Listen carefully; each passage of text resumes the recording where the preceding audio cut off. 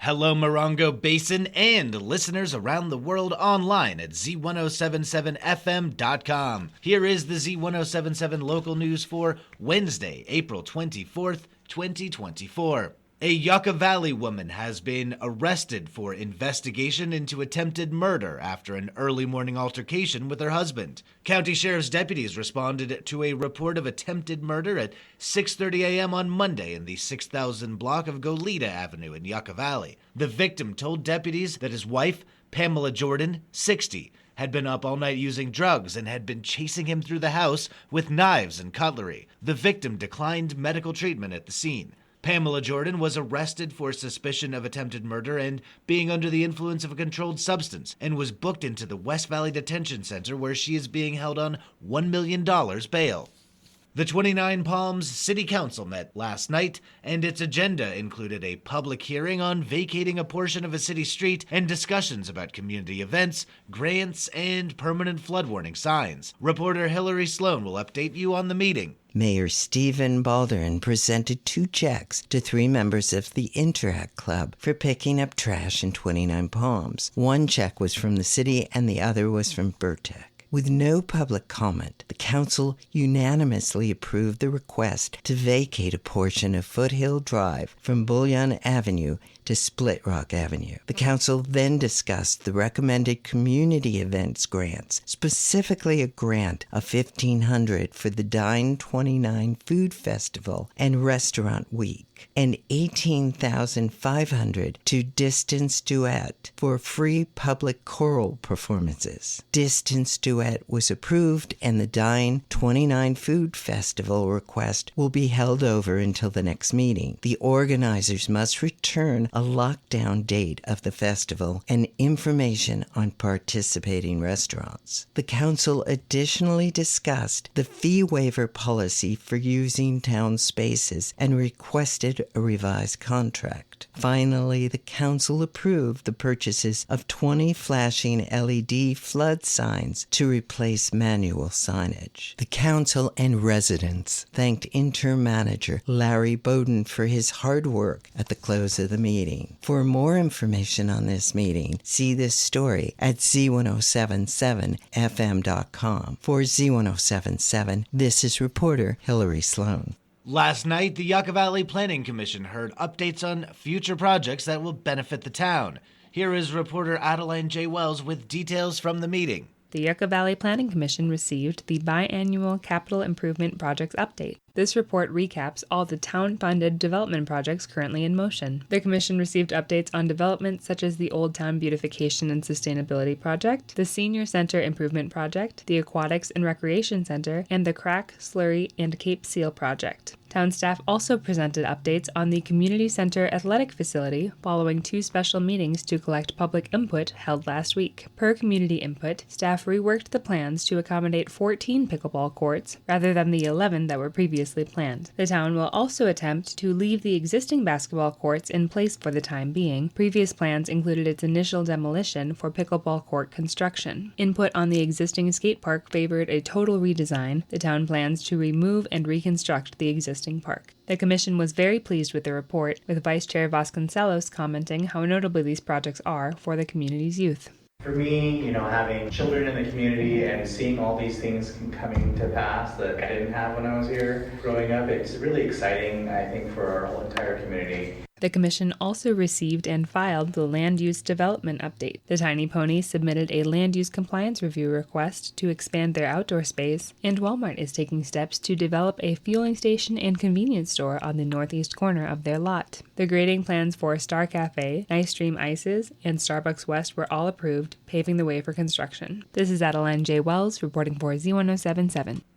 Directors at Yucca Valley's High Desert Water District meet in special session at 5 o'clock today. Reporter Mike Lipsitz tells us why. Following several informational items, including a look at the 5-year capital plan and an update on the district's rate study, the board will adjourn to a closed session performance evaluation of the general manager. Today's meeting takes place at the district office on the highway at Inca Trail. See this story at Z107.7 FM.com for a link to the complete agenda, including instructions for remote attendance.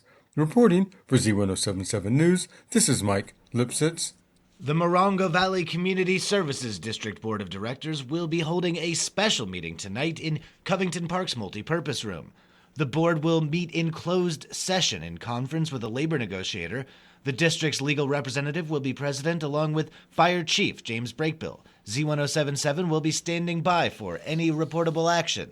The Twentynine Palms Tourism Business Improvement District Board meets tomorrow afternoon to consider grant applications for a number of events.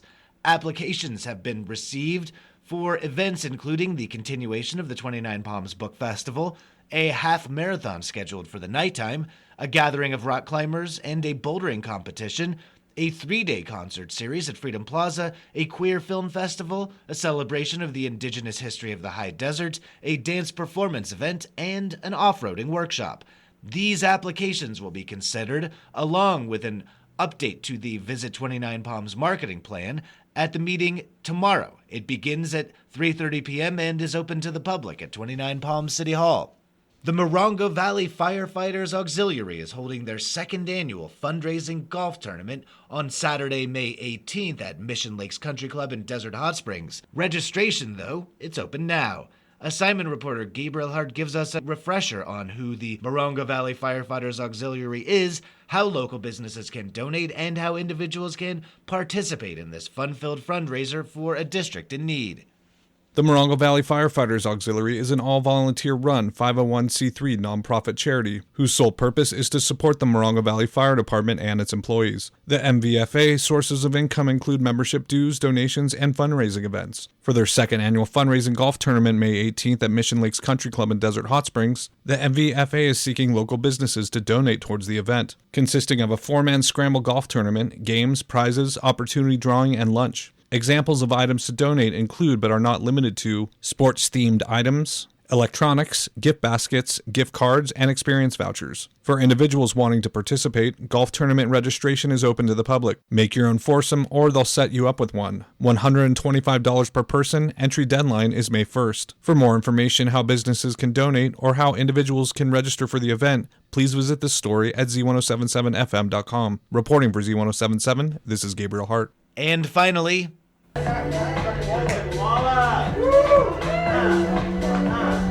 that's the sound of dancers preparing for a performance at Freedom Plaza.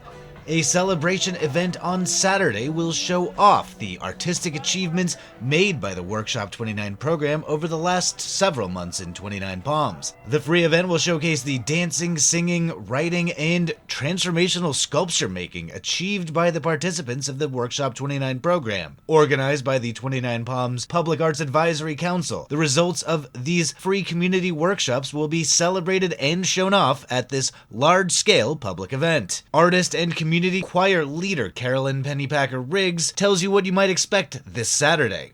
A real good time. Saturday's event is a culmination of all 4 workshops coming together and sharing all the art that we've made together as a community. My part is a community choir that requires no audition or previous experience, and I am actively encouraging people who think they can't sing to join. Choreographer Ryan Heffington, who led a workshop on ecology explored through dance, said, Well, Saturday's performance will be an abbreviated version of what we did in class and just kind of explain what entails an ecology dance workshop and how the two fit together.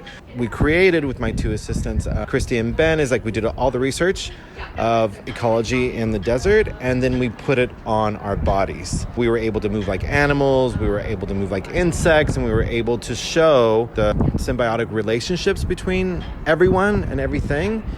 Those that come to Saturday's event, held at Freedom Plaza from 5:30 p.m. to 7 p.m., will have an opportunity to participate. First of all, I'm going to lead a warm-up so everyone can get in their bodies, and as we warm up, we're going to be doing the movements that we've created for specific animals and insects, and that'll start it off, and I think there'll be other presentations about the other aspects of the workshop series that we did. As to the overall success of the Workshop 29 program, artist Jay Knight, who led a transformative papermaking workshop, concluded by saying, I'm just really grateful. It was really sweet to see how the community was so open to receiving the process, and it seems like there was a lot of openness and actual transformation that happened. Come see the work that your community has done this Saturday at Freedom Plaza beginning at 5:30 p.m.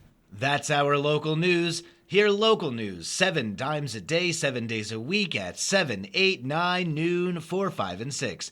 If you hear news happening, let us know about it. Email us at tips@z1077fm.com.